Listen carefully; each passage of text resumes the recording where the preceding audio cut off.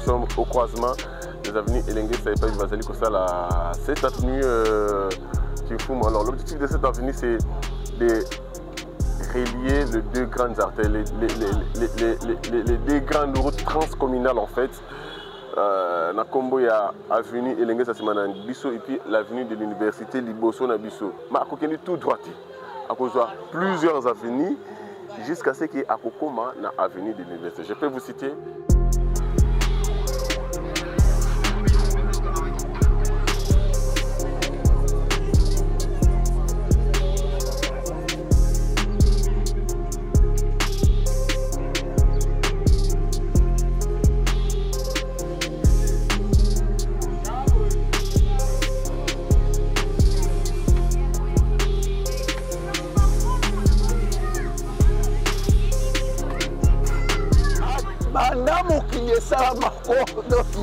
Rien, à terrasso, l'état salamo, rien, à moi libango, rien. De on va la liboso. On peut la liboso avec plaisir, on va la liboso, on peut tanga non non non, on a un autre, mais comme une réalité. Mais les Totanga, d'abord l'école primaire Totanga la mission ya mai kuna bana makala le c'est école les alliés. Bamboloko ya mboloko bazo ya bambo place wana do le grand matin so biso ba 6h to kolanda bamboloko on a zo constater alors comment d'abord changement zali on a on les extra et puis non on est leko ya fatigue kamo on a benga ke fatigue béton te yobi kamo benga ke fatigue kamo parce que asali ba meilleur que belé mais tout à fait zubo konzela kamo.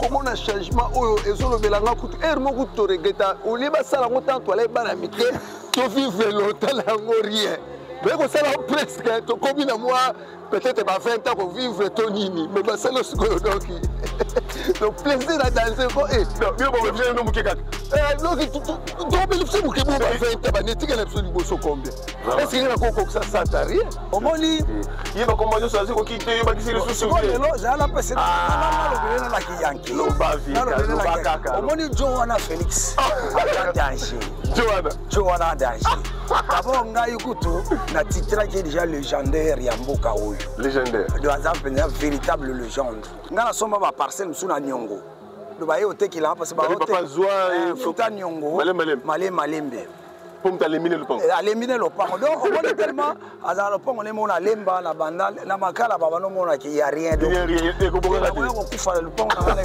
na ba tekelinga ngona nyongo.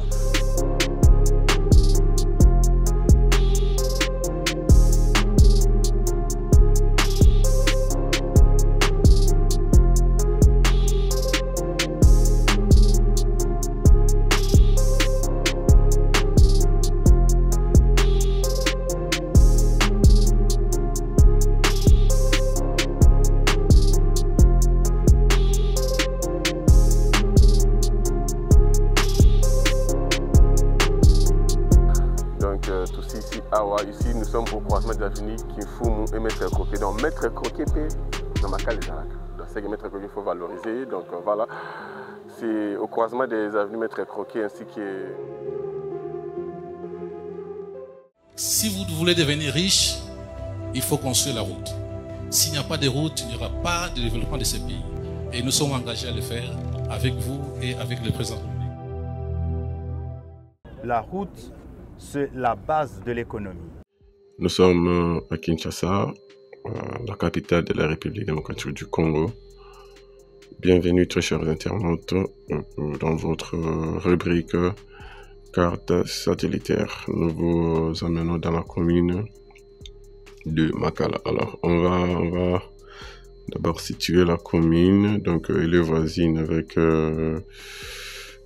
Bumbu, Ngaba, voilà, Makala elle est là. commune Makala yo. Vous allez jouer avenue numéro très importante pour comme projet. Alors nous allons chercher l'avenue Elengesa. Alors pour emprunter l'avenue Elengesa, le point de départ c'est le rond-point Victoire. On va chercher c'est où le rond-point Victoire. Nous sommes dans la commune de Kalam, bien sûr. Cherchons ensemble hein, le rond-point Victoire. Voilà, le rond-point Victoire est là. J'espère que c'est ici où on s'est croisé pour prendre notre oui, ouais. Allez. D'ici, c'est les points de départ de notre voyage. Donc, vous allez coquiner. J'espère que l'avenue Elengesa est connue. Ce n'est pas vraiment présenté. Donc, Tokin, Elengesa. D'abord, tu dis l'avenue Kassavou, jusqu'à ce que tu continues l'avenue Elengesa. Voilà, toke na moto kitoleki ba wende ne surtout na wende babenga oni soki wende ya makala wende soki kimpaka soki ndo tout kontoleki. C'est juste avant tout bana ko emprunter les talus. Le talus Elengesa, attendez, on va zoomer. Voilà, toute cette partie ici ils allaient revêtir na ba talus. Donc voilà. C'est juste avant la montagne, s'il faut le dire. Donc, c'est juste avant la montagne. Il y a... Avant toi, on a emprunté en montagne, il y a Elengesa. Elengesa est connu par sa montagne, en fait. Donc, alors, notre avenue Kimfumu, nous allons commencer notre émission à partir d'ici. Donc, c'est une avenue qui va relier cette avenue Elengesa. Attendez, cette avenue Elengesa jusqu'à l'avenue de l'université. C'est l'objectif jusqu'ici. Jusqu'ici, donc c'est pour désenclaver cette zone ici. Donc vous pouvez vous retrouver ici. Alors pour comment de l'autre côté ici, vous obligez surtout Kiti Victoire, surtout Mati bypass. Donc c'est compliqué en fait. C'est ainsi que les autoroutes se gèrent ce que ces projets ici est dans la réalisable. Alors on repart du point de PK0 de notre émission. Donc, alors cette avenue est tout droite et ça va prendre 4-5 avenues comme ça pour qu'elle ait atteindre l'avenue de l'université. Alors, Yeyo, Kimfumu Awa, jusqu'à ce qu'elle ait cette grande direction, ça s'appelle Maître Croquet. Titi Aekoma Awa. Awa, Akendi tout droit boité. Kiti Awa, Aleki, c'est des avenues à Komi Awa. À partir d'ici, Azui, le sous-boui. Une fois Azui boé, Aekoma Awa. À partir d'ici, à Kiti, justement, Mouké, c'est maintenant Aekoma. Attendez, voilà, Aekoma Awa. Voilà, Komi Awa. À partir d'ici, Azui, jusqu'à la rivière Funa, ici, on va jeter un pont. Jusqu'à ce qu'il a traversé à Ekoma Kotoyo et à Andaki tout droit jusqu'à l'avenue de l'université. Donc j'espère qu'on se retrouve avec notre carte satellitaire Papito zone Mabino en ce moment. Donc voilà, nous sommes bel et bien dans la commune de Makala. Allez, merci beaucoup très chers compatriotes, merci beaucoup très chers internautes de Totech TV et bienvenue dans votre émission 100% travaux sur votre canal, votre chaîne Totech TV, un canal que vous avez choisi pour suivre l'émergence, allais-je dire, les développements du Congo dans son volet infrastructure anglais auquel Totech TV est focus et basé pour vous faire savoir, vous montrer en fait la transformation de la capitale Kinshasa pour Ebele, Baza, nous sommes à Kinshasa, mais ils n'ont pas accès à l'information que dans un certain coin, dans telle commune, allais-je dire, il y a les travaux qui se font, il y a la construction, la réhabilitation, la modernisation des routes. Ebele, Baza, on a accès à l'information parce que généralement, Quinois, c'est quand on se réveille, focus. Cailloux et puis Tozongi Boé et puis avec des réalités donc voilà.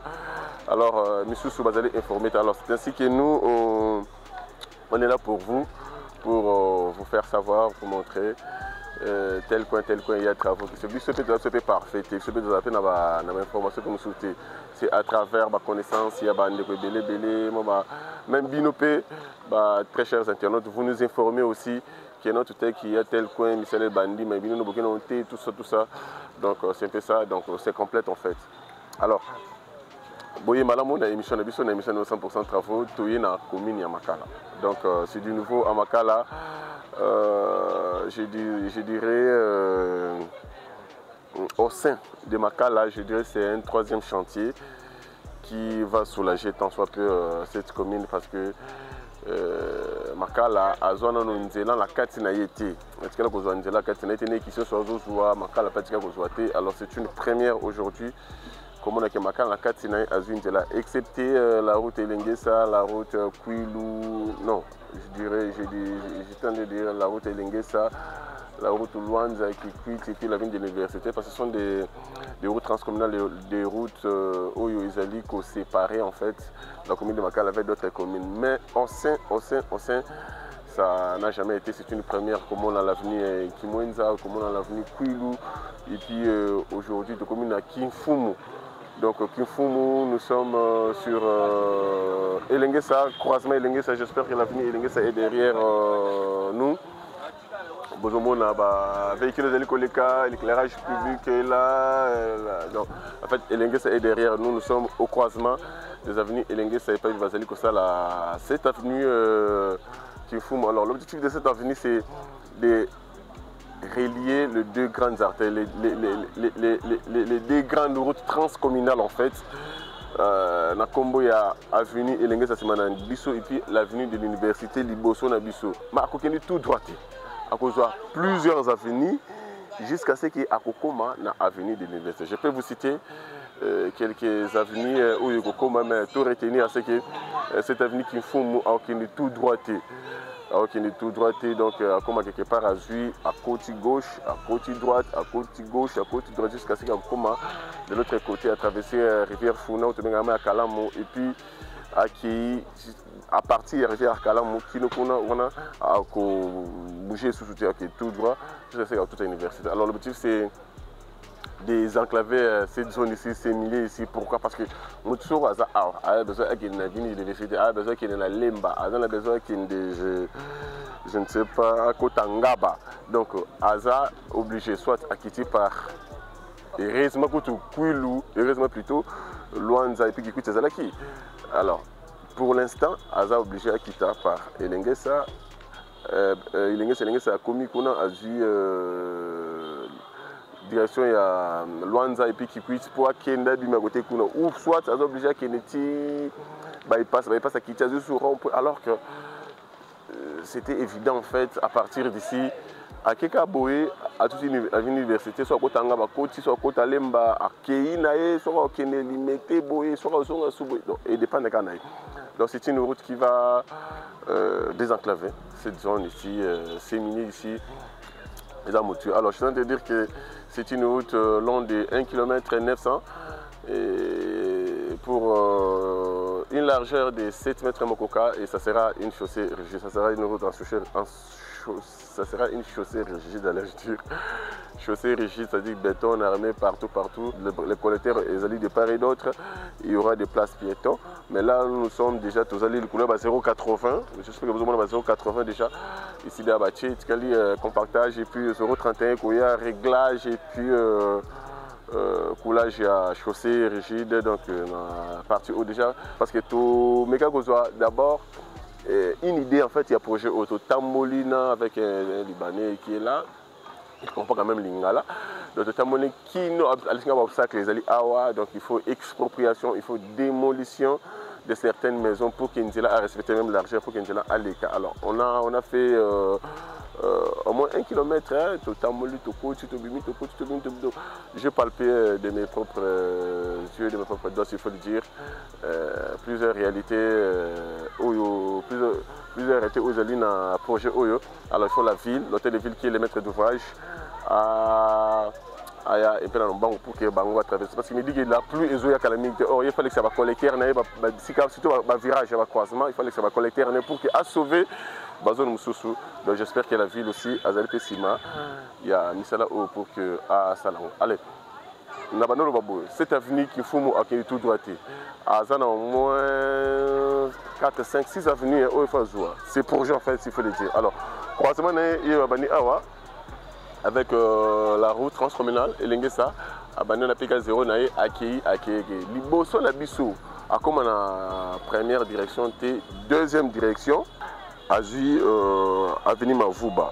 Après avenue Mavuba à Kitima Mouké à Kezwa avenue Kindundu. Après avenue Kindundu à Ozwa avenue Kuala Kuala. Si manango Kuala Kuala nde Azui avenue Kodia. Donc Kodia nangambu oyo nangambu kuna changer no combo. Donc Kodia nangambu c'est dire ngambo tolo bangambo en terme ya rivière Funa, rivière Kalamu oyo est séparé l'avenue Kodia ainsi que l'avenue Mopulu. Donc c'est comme ça en fait, Azui fini Oyo, pour atteindre l'avenue de l'université. Et puis voilà, retenez qu'il y aura un pont qui sera jeté à la rivière Funa, ou la rivière Kalamou, la pont Mokowana. On aura toutes les données possibles par rapport à ces ponts, avec l'ingénieur divin ainsi que Bandekotou Bazali Awa. Ils vont nous donner plus de détails concernant ces ponts qui sera jeté à la rivière Funa dans le cadre de ces projets ici qui Mfumu. Allez, j'espère que j'ai tout dit. Hein. Je sais pas qu'est-ce qu'il reste encore à dire. Donc, je vois que j'ai tout dit. Il reste l'expropriation pour faire avancer les travaux, mais les travaux, voilà. Autre point, Nissala Obani, c'est les 3 mois. Vous imaginez, ces projets, ça n'a pas fait 3 mois, mais avec la rapidité, j'ai aimé en fait la rapidité de nos outils. Donc ça n'a pas fait 3 mois, c'est les informations reçues sur place, mais ils ont une rapidité appréciable, donc il faut le dire. Et puis voilà. S'il y a d'autres informations, on va vous les dire. Allez, merci beaucoup pour la réalisation comme ça. C'est une première pour nous. Alors, tous à la CAC, on a juste une idée. Il y a ces projets ici. Et puis demain, après-demain, tu as plus en profondeur. Le côté, c'est nos caca.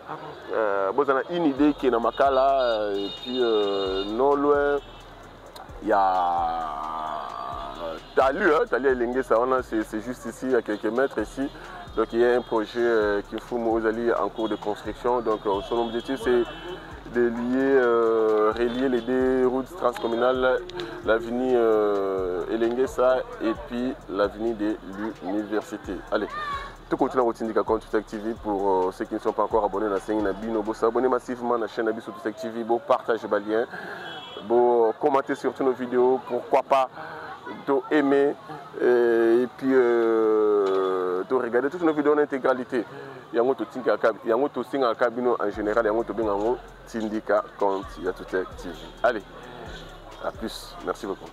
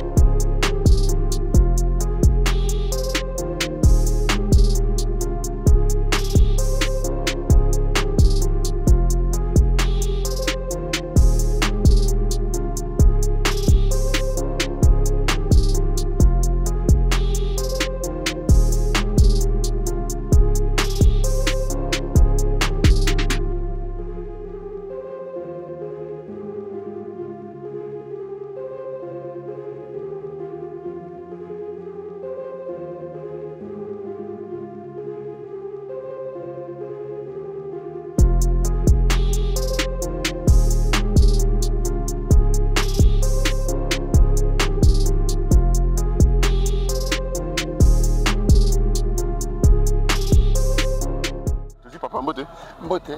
Tu vous as combo? Comme on a Gilles Mayambo. Mbote Gilles, le fond. Na fandi na babalo kifumu. Ah, tout ça. Tout ça na makala na komi na makala na baba kifumu na quartier Bagata. Ça fait combien de temps Mbote Gilles ça? On a eu déjà na sali presque awa na sali 15 ans.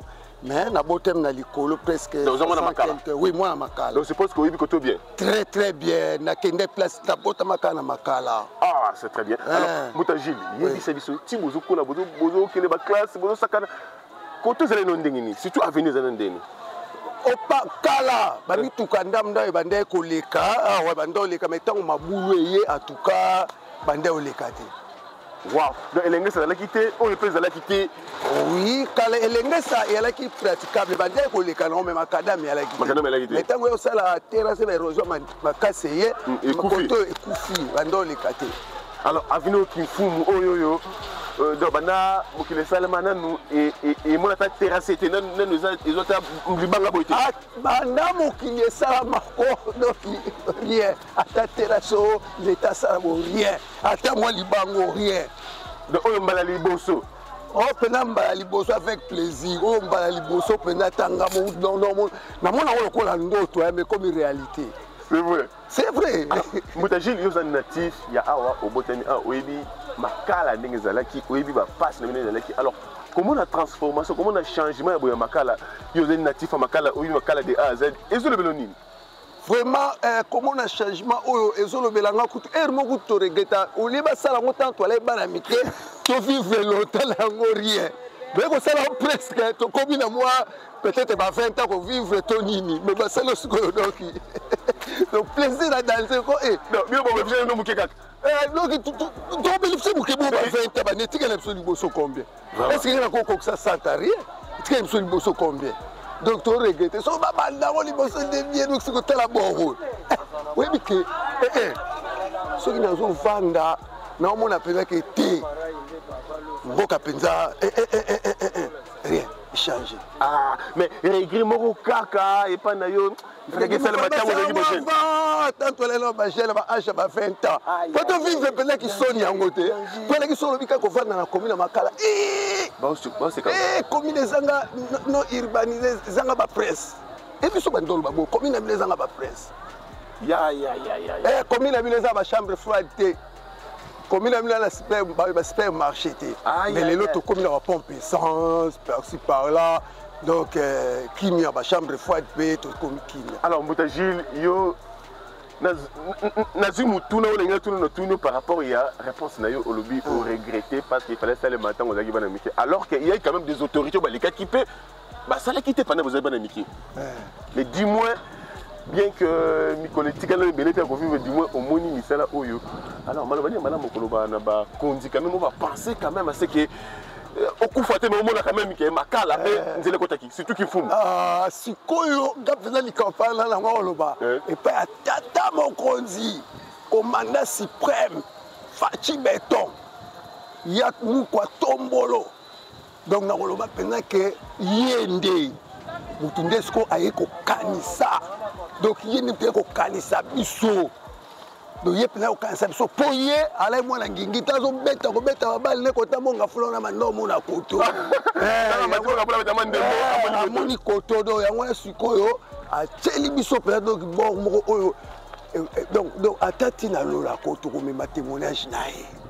Pour akanisa biso makala to komi désenclavé to moni ndenge ba komi mususu ala ki ngepe to mo to mo ko miracle kuna basa l'avenir qui coûte basa kuilu basali kuilu yo oyo koti ce soir mwenza yeli suboye donc to komi donc nzambe makadam na quand même na gouverneur Daniel Bumba pour yes quoi ça le la tata la biso ya Kinshasa donc atali suko commune makala habité.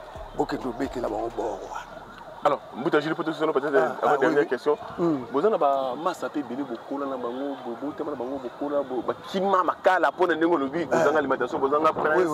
je sais pas moi quoi. Alors, le macal les alliés se transformer. Pourquoi c'est pas mon nid? Bazoya, bamasa mosusu balongwa bakoma mosika bon eza ndenge wana eza teke ntango botami place wana ifo évolue kaka na commune wana mais peut-être oyo balongwa na bacondition oyo peut-être bamosusu bakoma na bacadre bakoma na commune mosusu te bazoya bazosomba bazonga mabele na ngai bazosonga na mabele ata ozonga chez bango te bazoki kaka na mabele bazoya yana bamasa mosusu bazozonga bazosepela na mosika nasir ke ndenge badile koti boye quand même mapango mpe mati valeur ezomi bon simle mati po bango bakanisa nzela efutaka papa yebisa biso pesa biso conseil po tosukisa na yo lolenge kani tokobatela misala oyo parce que etikala kozala jamais eza mbala liboso balabala oyo ata libanga oyo 080 oyo eya mbala liboso ekota awa alors lolenge kani conseil nini okopesa biso banatif ya makala na biso touta départ tout na commune na ville ya Kinshasa po toya koleka balabala lolenge tokobatela balabala est ce que kanivo ezali fulu na biso to wana okotya basaki na biso kuna obe lolenge pesa biso conseil po tobatela misala oyo en tout cas liboso tout d'abord biso mo photo ala na respect wana kanivo eza fulu te voilà caniveau eza fulu te biso moko fallait to soigner caniveau na biso eza te ke l'état ekuna uta kuna a ko soigner te caniveau eza fulu te faut to batela ngo bateli biso eloko mo bijou oyo ezali ke etika elibela biso nem to ko entretenir en donc caniveau eza fulu te d'ailleurs kutu ndenge biso basali awa omonde basali prince oyo namona marke mosusu non ndenge siko biso nde tolekaka na kati ya to baoleka libanda na baotela biso passerelle libanda voilà trottoir libanda oyo kutu nga na mwana nga te namona mystique namona mystique oyo kutu trottoir libanda donc koto etali biso yo oleka lopasa mituka te yo kasi ongolo batela kaka ata ya moto po kota kuna jamais kaka na yango wana okoleka velu wana croquet babandi osala omettre croquet avec croquet ezalaka mpe croquet ya njili mettre croquet na njili ezali mosusu oyo ezali awi mettre croquet na njili yali na paroisse oyo ya Saint Martin exactement oui opeleki croquet oyo mpe eza croquet mettre croquet na ngambu kuna sikoyo mpe baza osala susu. D'accord. Makadamu et soukou n'angam sous bakati. Bazada n'angam c'est comme ça. D'accord. Allez, merci beaucoup. C'est parti de Rabanina, Papa Gilles. Ni faut nous retourner que ou bien c'est bon. Bon, en tout cas, nous surtout c'est bon. Retourner ngai, c'est bon. C'est bon. Retourner ngai, c'est bon. Mais le moment où on retourne, on se fait ça ma lent. Bon, ça normal. Bon, ça normal. D'accord. Allez. Témoignage à Mbouta Gilles et le Bignon surtout. Alors, tout Kabana, Mbouta Gilles, tous les hommes, tous donc, Banamakala, il faut baloba. Merci beaucoup. Merci. Merci beaucoup. Tozali Kokoba toujours interview na biso tozi papa Mbote. Mbote. Toza kombo. Comme la Luzaya Dio Mayamona alias Tonton Marai. Voilà. Non, je devais gars Tonton Marai. Tonton Marai fondé. Avant dans la game, faut moi juste de tourner tout ça là émission tout en face à parcelle nangai. Ah d'accord. Oh yo. Et pas nangai awa. Ça fait combien de temps? Bon, là d'abord natif à Makala. Donc natif à Makala bien que là il faut m'appeler mais là natif à Makala. Donc on allait depuis vraiment je ne sais pas. Donc je suis né à Bandalungwa, nous sommes arrivés ici à Makala 73. 73. De 73 Tilelo, Bandara Makala. De Talama. Nous n'avons pas moi dans Makala. Très cher, tu as tout calculé, 73, Kino le 2025, donc papa, il y a 52 ans, voilà, 52 ans. Voilà. 52 ans à Makala. Où tu vas aller à Makala? Ah bon, on m'a dit que ça va Congo, tu vas Congo.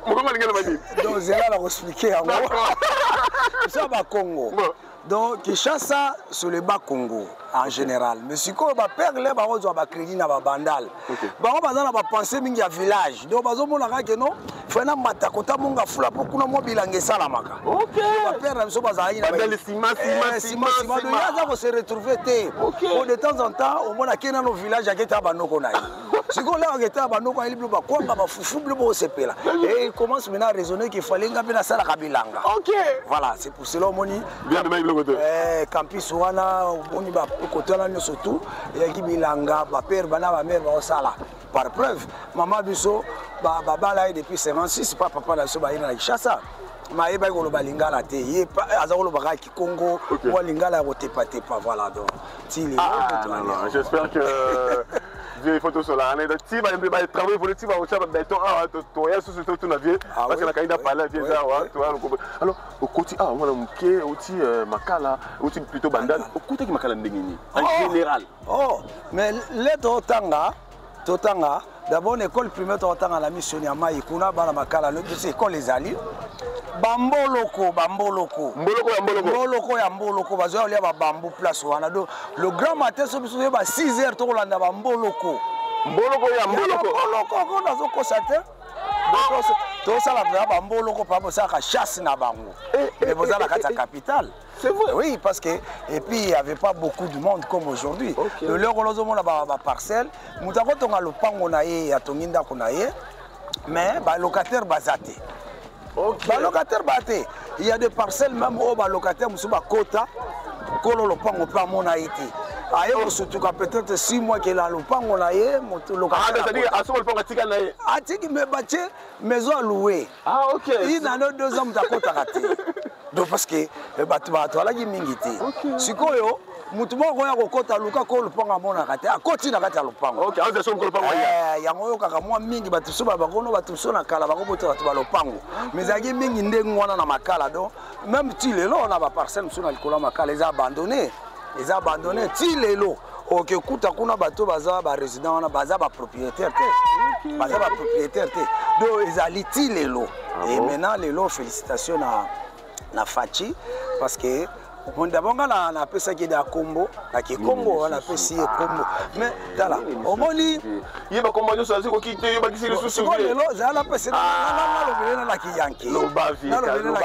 O moni Joana Félix. Danger. Joana danger.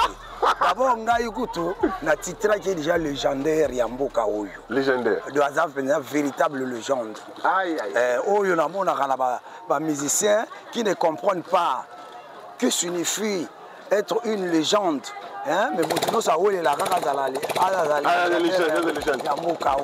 Oh, légende, il y a solo, c'est une fumabala. Donc, pour la légende, il y a.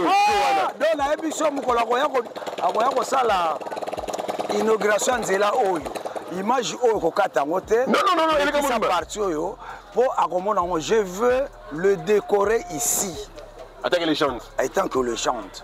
Je vais expliquer un peu pourquoi la légende. Parce que un véritable légendaire, il faut pas comme pas comme on a un bouquin et tout, et les documents, pas prouvant que non, vraiment c'est une légendaire. Et non que yosa, parce que tu chantes, parce que tu fais comme ça, yo kani so. Vous avez une légende. Non, vous avez une bilingualité. Donc un véritable légendaire a une empreinte. Il faut prouver votre talent. Non, même l'absence de tout le monde, il y a à travers les empreintes. Il y a des livres. Oui, voilà, à une certaine époque, il y avait un certain président, à l'occurrence de mais c'est comment Félix Tshisekedi, tout ça. Azalaki wana, asalaki ba époque na ye. Lelo makala yango yo. Moi j'ai des parcelles ici, na balabalo netwali awa. Nazali même na hôtel en étage, na sekuna yango nezota la yokuna. Donc ba misala ngo to sa na bango, ba sekanga ba bi comment yoko construire na makala là où il y a pas de route. Alors que vous avez une vision. Il faut cette vision. Non, mais c'est vraiment une vision parce que on va dire à tout moment, même le Toroko là, bazalaki ba topographe, ba venga wa topographe. Oui. De temps en temps, ba les kaka nzela zo comme érosion ba ba zo les kaka. OK. Et ba cibla nzela au depuis.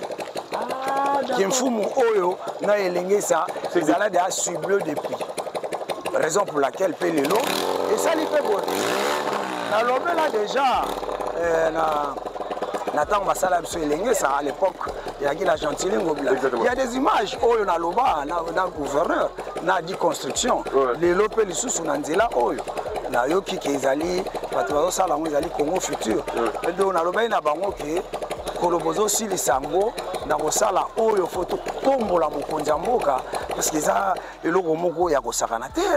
Tant beaucoup mozo banzela boye. Obi ke ngane na boye. Ba Mr. Belé bana ba commune évoluer ba lekingate mais ce qu'on complexe kaka izala moko complexe eza moko omoni bango bavandaka par exemple na lemba na bandal. Exactement. Maintenant quand il arrive que tokomi na ba fête moko boni tiko to na période ya ba saison sèche mbula ezobeta te ba fête za kamwa trop. Mais nga soki na l'air wana soko benga na 22h de opening invitation en tout cas na koya na ngati pour na ozonga ndeni. Danger. Donc il faut na la kaka au moins na fête wana. Mais lelo parce que je suis pas loin na elenge ça. Soko benga na ye na mela ka bière na ninga désordre na mela na le faut que ça vienne soko benga singa la fête il faut piquer pour la récupérer ba tour tout la bakale ala ina banzela te voilà c'est ça sikoyo de soko benga na meli na sali ba bien na ngani surtout na lingi na mati taxi na zongi na kitana ko na biso na ye bakolo siko lelo ndenge za bo ikomi siko na bano kitation na pointe ti na porte palais. Donc, et puis, si vous inspiré dans la voiture. Vous avez condiment, vous avez connaissance, s'il faut dire, qu'il y a Nzela et apporté développement. Mais comment pas? Nzela est porté développement. Au moins, si vous question il y a des questions. Non, ils ne savent pas. Développement Nzela et Zalakama. Kasi na action sur tous les plans. Preuve, Tozala Awa depuis à l'époque de l'indépendance, depuis 60. Président Kasavubu, Ayaga Makala, Mobutu, Ayaga Makala. Mais Ayela Makala Nzela, il y a bypass. Papa Tshisekedi Ayaga Makala, na Jaguar ne ya vert. Ayaka makala le bazo ndongwana wana pena doki azo mener vieux Mobutu danger. Tshisekedi ayaka awa le père. Ayaka la commune na bisa makala. Awa na elengesa. Ayaka. Bon, Mose ayaka pe sule abano sala nzela oyo me ozomona yena elengité doazo ya ko tepa. Ye mo mfumo bala mikolo yo. Ayaki Kabila le fils Ayaki Awate. Parce que Nzela la guité. Le président Nabiso Ayaki Awa Nzela Zalaki na noté. Ayawa mezaki triomphe. Avant ça les Nzela o le baba no sala ba opusana. Amata kotoyo na makolo. Asuka na kimpaka kuna. Donc voilà développement ya ngwana lelo et do Joana ne rabaki Joana ata danger tout roba no beta président doki j'espère que bien sur la tigele mituna donc mais du moins na kangi parler na donc chaque fois donc prochainement so toyer à chaque fois qu'il y a évolution tout on a fait parce que na mona za bela koloba donc surtout qui est surnommé Joana une légende donc véritable légende donc on va contester on a signé là-bas presque tout. Presque tout. Contester même la plateau. Je vais bien défendre ça. De quoi une légende de notre nation par rapport à ceux qui parlent pour parler. Il y a des gens qui parlent de français là qui ne savent même pas, mais mais lorsqu'ils parlent, mais toi tu n'es pas là. Le bala lingala toyoka yo. Donc on placer ba accent o eza la place té. Alors voilà.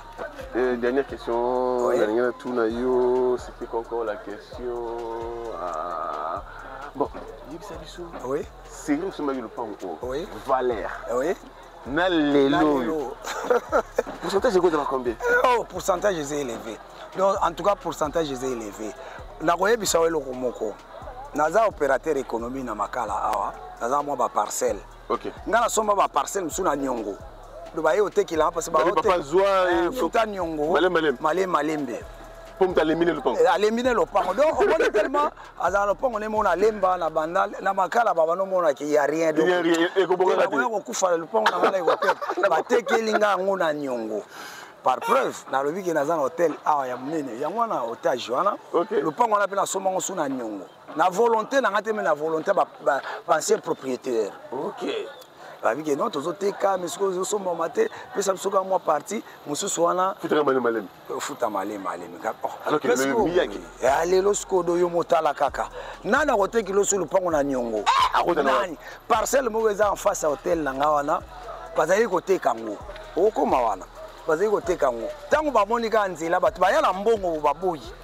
bata station po bazali kosomba bazali koteka yango lere wana na bato kaka siko le ekomi nzela bata station bayeba lupango moyo alana monene boye so osombi wana baya na mbongo boye rien tokoteka susu te bakei babakisi chiffre baye na $80,000 tala kaka balupango etekama $8,000 na makala mutu ayelo 80 2 fois 10 mutu wana aboyi vrai histoire vrai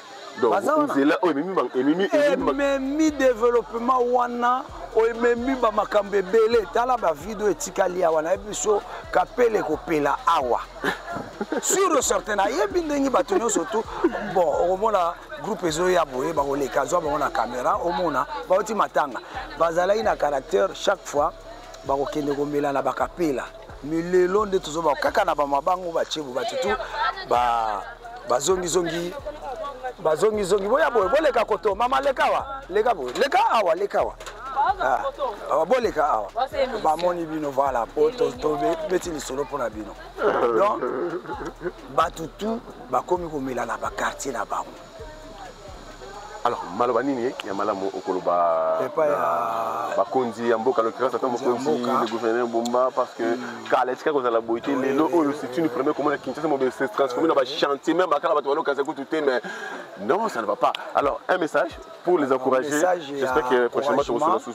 Et pas il y a d'abord premier citoyen de la ville Daniel Bomba gouverneur na biso et puis na Yemei légendaire en mboka oyo hein président Tshisekedi donc ngai le lobalanga suki ali boye na émission oyo malgré to bandela so exactement donc na osenga ndengi président ozwaki initiative ya 45 territoires mais loko moko eza kozanga na 45 territoires wana eza moko propriété et to batela biloko oyo oza kotonga Kinshasa lelo zo kotonga makasi bato baza kotonga makasi mais lezo bomba ngo eza salité exactement le salité wana ngala kosenga boye na bino bakonzi bozwa likambo oyo budget ya année prochaine ezala na 25% pour la salubrité donc il faut que Kinshasa ezonga propre et puis bato wana bazala engagé bazala ba temporaire te hein ngala sala pe moi voyage à l'étranger je vis comment bato bazo sala baza na contrat mais ça nango ya moi dirais mukeme ba fouti na social déterminé voilà a signé contrat ya 5 ans abasa la kaka misala wana mutu wana lega dwimbongo asombaki parcelle na ye asombaki ba biloko na ye akompe mutu do ba neti président ayebi parce avanda pe na poto mingi gouverneur pa va na poto mingi ba yimaka mwana donc ngai pona nga budget ya année prochaine en tout cas ils ont la peine 25% kaka pour la salubrité peut engager batona bacha bango na ba contrat ba travailler de jour en jour et ko pesa ki chasa kitoko bomona chasa pe ngangi parce que ils ont na bisika mususu makadam ezali et bon moment na se ya zelo voilà de loko lezo lekelanga makasi exactement tout à fait so comme na victoire so loko pola na ba te so muta kufa wana ti lelo babongisaka te ma ekomi ko défiler monsieur comme aussi la ngala lobano lisusu tant so ibana mike ville la biso ezalaki matonge biso bana makala le temps ozo ke matonge ba yebi ke yo uti cité ba yebi ke uti cité ah voilà il vient de makala bumbu makala selemba parce que votre façon ils ont l'accès qui non au matongete non on a grandi comme ça de temps que nous luka ba espace na ya kitoko totamola makolo mais bazomona biso ke yo za kana matongete ozana kasavo bote tamba otuno exactement on a uti makala voilà mais les confusion nga mona makala na mona ya matonge mais en tout cas vraiment na faut pas makala l'équipe mona matonge na nyati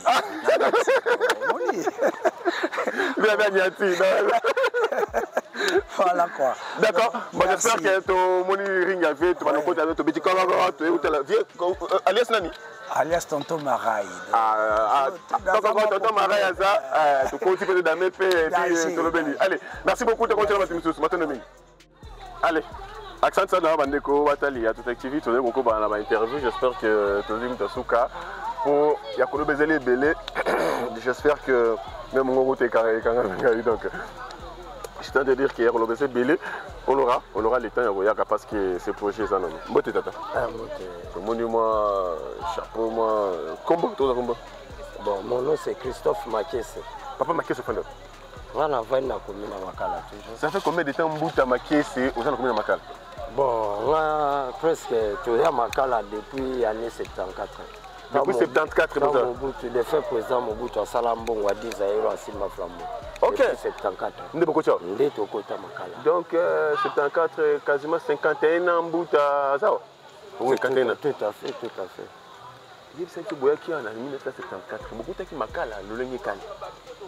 Bon, tu as Tokota Makala, ni le ko obiso tu as Makala. Tokota Makala, la on a la télé. Ok. Réponse c'est-à-dire, beaucoup de gens ont dit par rapport à bon, tant on est le quoi Fachi miracle pour la mana mon parce que nga binga Fachi beto te na binga ki Fachi miracle. Oh, oui, tout à fait, parce qu'il y a beaucoup de dinamiques. Il y en a tout le monde a payé comme moi au lait la Makala. Na évité ce yo pour moi, on était mal goza la presse, na évité aux autres la Makala la sonne. Nga évité, nga évité. Bah bosso na awa, oza mal bosso. Il y a on a tourné yo zalaki awa, c'est depuis 74 donc yebi ninga zalaki awa. Alors comment on a boyé changement zali? Oh nga na on les a extra. Et puis non on est le quoi Fachi bikamo. Nga benga ki Fachi beton te yo bikamo. Benga ki Fachi bikamo. Parce que asali ba miracle belé. Mais tout à fait beaucoup de la bikamo. Il y en a peut tout le monde a toi ça les hommes ça bikamo. Si toi écoute en dessous le quoi Timbalandu. Ndena nisu. Oh, son excellence Daniel Bumba, là son excellence Eddie. Na ebi gogo se ka o me go se ka te. O be ki ba ko Timbalandu. O Timbalandu tout à fait. Te ka ba ni bosso. Timbalandu. OK. O boya ngo ya na mingi pe ba raisonner ndeti na ta o ba buka bango metala ki makinka ke salami bazongi lisura sheme. Po ya bango ezanda mbala ka. Oh, but you saw bakase babuka bango. Te Timbalandu. Nga benga bango Timbalandu se ka bazasuki ba mona nga ndi na zo passer lelo. Le cas c'est tellement important avec la caméra ba mona pene longi na bien bien. Fait ba mona nga son excellence Daniel Bumba, son excellence Eddie Timbalandu. Nga benga bino ba kombo na bino te na benga bino bila Timbalandu po tant on a télémi en dehors na bino na on samambo. Donc kala to ko telema tenu te simba te nga télémi apona sola la presse lelo par rapport ya bonne gouvernance o ya Fachi miracle na Timbalandu o ba simbi villa Kinshasa wana ebisa ba kinwa na ta o boye bango o kwesa lipo logo tsango liango nde Kinshasa e bongo ko mapopo pour la Timbalandu. Mais comment on va bien perdre double, c'est perdre double. Oh, la boti on basa ko timba, na boti ba 3 fois ko na triple. Triple pas perdre double. Triple ko te so tali ba obo kama. Yana na pesa message na na Congo mobimba. OK. Congo mobimba kana loba. To pesa confiance na autorité autoza na bango na minito. O baza na posa Congo lobby et comme bijou Congo et comme extra Congo et comme presque neleko ya bato ya ba konzi autorité o to na bango posa Fachi bikamwa na Timbalandu surtout bango en tout cas bango nde bina ba mona ngayo te na triple na père de jumeaux bon mona na kata ville Kinshasa o bino bo comme ça bijou po bo comme ça bijou mto ngakuna ko sa lipana na ministre pe na ko sa po se bandi déjà oui tu passes vraiment zali propre déjà na ko s'appelle lipana lo to lo li ango na zona mi ko aussi ba bongisa déjà na molimo pe na mosuni et lo kana la ki la autorité na nga o na zo kumisa na kumisa bino gut na bosanité lisusu papa na nga lisusu na papa na nga son excellence Daniel Mukoko Samba na ebi ko zeo kanga na mwana wa Mukongo ne na telemia o ne Congo pi wa telemia donc ba peso confiance na gouvernement o ba renouveler là déjà ko seka papa na mona ko le kanele ngesa la sepela makasi ole kawana na mona ko sektongo na telema na kwa kifumu baba lo ba osala mona ndi ole kana cortège mais na betelo de amaboko banda kala kifumu yango ezolamba c'est bino boale te kifumu elamba mate. Alors excellence Mukoko Samba, j'espère que père triple, père double, triple fois Belelio bien betelo babo na kala kutu depuis moi na nga mo pitchen na roeba et pitchen malgré et que son âme repose en paix a koeba mona kazina. Alors excellence Mukoko Samba aza koyoka tamsuzo ozama numéro tamsuzo ko viro quelque chose ko pesa numéro ça Mais tu n'as pas vu le numéro à moi. Pas de problème. 085 51 58 548. Voilà. Voilà moi, Rabi. Ok. Azwa pe ba image mo ya matanga ya mo ani mo asungu apichen. Ok. Ndenga oyuka nga omuna nga boye. Moi na nga na ya sungu ya makasi en thérapie moi na bien. Na sepela makasi malgré présence pe zalaka. Ok. Oui, très bien, très bien. Ça, papa zoyokanga papa na nga Daniel Mukoko Samba. Ya yo yango na mama na longoli ka ekoti. Pose excellence na longoli on pon na yo. Oza papa sunga ko na yo kaka banoso na mamba balkanisation muto sala lelo mutazo mbongo na banki. Badu ba ignorango ba balkanisation. C'est lui. On t'a sala que lelo militaire qui nga de fulani azo mbongo le na banque, c'est à cause de papa nanga son excellence Daniel Mukoko Samba. Et si kaza malgaza na bio na sueto kaka nzamba avancer ba séjour na yo na bola muno na Congo lelo mututa se retrouver na banque. Kitoko mais tala Kinshasa lelo tala mwana batimba na nzuzi papa nanga pardon zala na proche timba na nzuzi pour capital oto na posa capital bafi bango bafi bata capital otoro kitoko allez tout la capitale na Léopoldville mais lelo to na posa ba mona ngo na époque na bino son excellence Daniel Mukoko Samba beaucoup un peu na pour la bien il y a Fati Miracle d'accord bien ngaki Fati betote Fati Miracle d'accord ngana reteni kaka Fati Miracle timba na nzuzi et on a retenu yango donc désormais na makala so bingo Fati Miracle na timba na nzuzi balongo la Fati béton babengaki Fati Bikamo côté musu babengi légendaire côté musu babengi Fati Miracle finalement Fati vous a combien de combos malgré bakolo ba légendaire OK tout à fait Fati vous a combien de combos tu vas pesa ba combo belé mutu na mutazana étude na mais pona d'accord na bengaki kaka Fati Bikamo kitoko allez c'est bon tout ici non tu aussi ça te yoko ajouter ta ba question ngala osepela na d'accord yo yaki bana 74 c'est biso eloko etika vous allez noter c'est une première mais le lenge quand bino bana makala bako batela misala oyo etika vous allez jamais zamba liboso makamosala ma awo est-ce que ba maman faut baya ba funa bako batela ba kanifo est-ce que ce concept pour batela ba projet misala c'est ça eloko ngo pour le bien voilà bon na adresser ce message malgré na uzasuli loba ya grand frère na ngaleke papa Marai oyo azwi mo esengo na makala ana kotonga moi ba place à bien et là quand on loba en tout cas papa na ngai maman na nga son excellence Timbala Nzuzi Daniel Bumbana Idieli bosunga bisoko papa tona bina okwesali pa na olia surtout problème ya sensibilisation ya salubrité et là quand on a bouté le mélange makasi papa bo engager bato bo pesa bato sans sa vie emploi ezate ba société ezate bopesa ta bato mo ba société eyeko papa ya bokosa banzela salubrité so botelemeli yango sina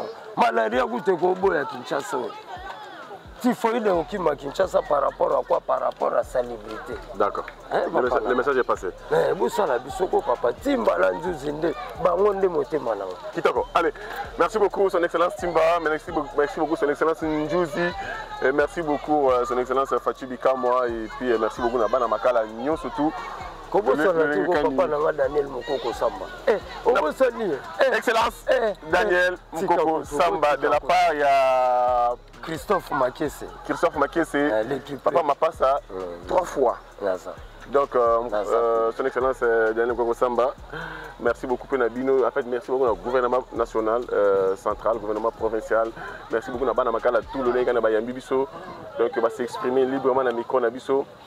J'espère que Zamba Liboso mais Zamba la soukate to banaroya parce que c'est une première pour nous. Aussi on t'a un projet aux allez Coco qui ont tombe na ville de l'université to ta sabino nini et ko sala makoto donc triple papa on passe à Zali awa. J'entends on okuta na kutana pe c'est là donc aux allez premier contact.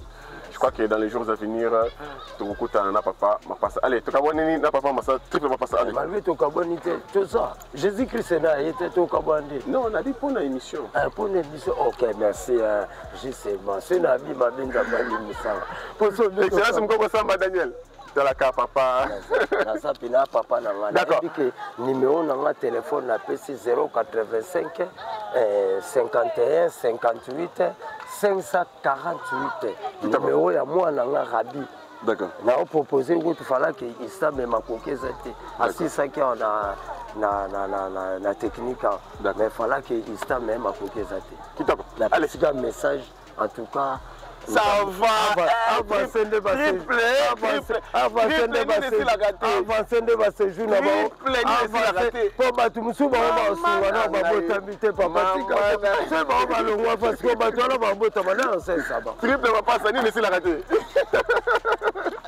bon, merci beaucoup. Non, ça va vraiment. D'accord, le monde de la fait pour l'Allah. Avancer ce jour à tout le gouvernement présent. On était autour de là, on est basé sur le Congo. D'accord. Et les mieux, c'est au côté. Ça va malgré. Nous facilité, mais à la prochaine. Il faut y arrêter. Non, au moins, non, non, c'est 8 jours, donc une semaine après, parce que vous savez qu'il y a un tout à fait, pour suivre et elle a bien. Voilà. Une semaine après, et puis il s'appelle Papa Nanga, son excellence est bien le Daniel Bouba. Superviseur, il faut pas ça là. Ah d'accord, oui. Le faut suivre. L'Égyptien, au Bansam, ça là, au Basé, l'Égyptien attend un pharaon. Bon, l'Égyptien attend un Jésus de Nazareth. Alors, mon nom, ça le met à Madada. J'attends un pharaon aussi, bon, merci beaucoup.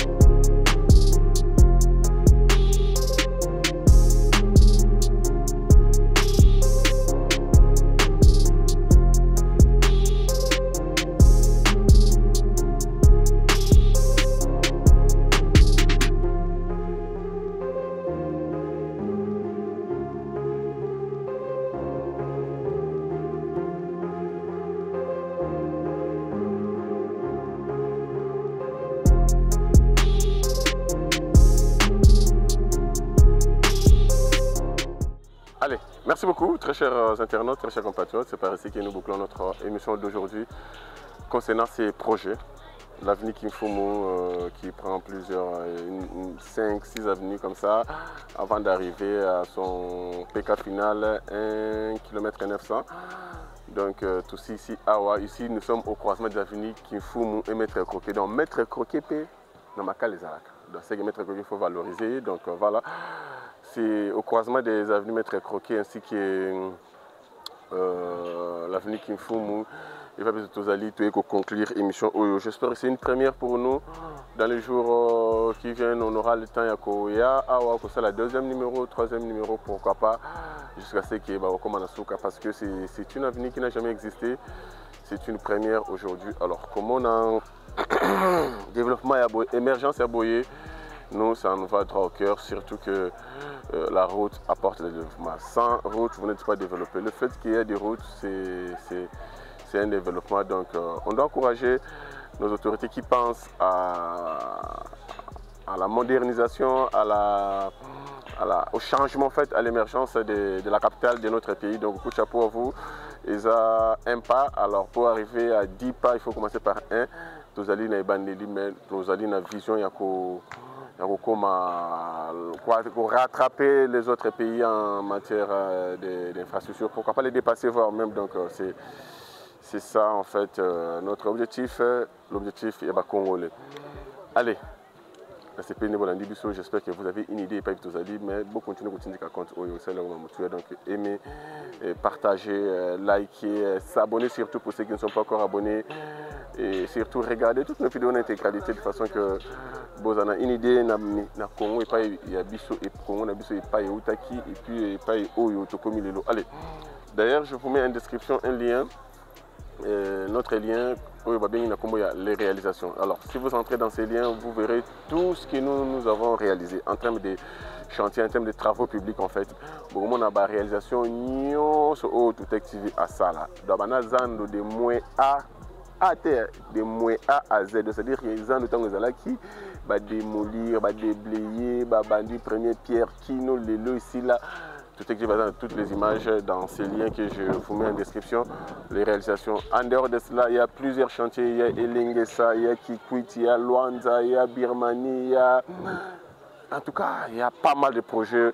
Vous allez vous régaler, Biloboko, Takuna, et puis Sala Elokomoko, Yamutuya. Mais la plus importante, la Senga a toujours d'ailleurs, na Biso, tout, Congolais, ex-Zaïrois, c'est de protéger, de sécuriser, de garder notre beau pays, la République démocratique du Congo. Chaque peuple a un peuple national. Alors, où y a Bissau, ex-Zaïrois, où y a Bissau, Congolais, c'est cette nation que nous devons protéger, sécuriser, garder, surtout ne pas trahir la République démocratique du Congo. Celui qui trahit mourra toujours en premier. Donc, on a cet intérêt-là de protéger, de sécuriser, de garder, d'aimer, de ne pas trahir notre nation. Pourquoi? Parce que bonheur, on est congolais et on dépendre de Mboka Oyo Nzambe à Pesabis. Paix chez nous. Et que le bonheur soit notre partage. On se retrouve au prochain numéro. Merci beaucoup. Si vous voulez devenir riche, il faut construire la route. S'il n'y a pas de route, il n'y aura pas de développement de ce pays. Et nous sommes engagés à le faire avec vous et avec le président. La route, c'est la base de l'économie.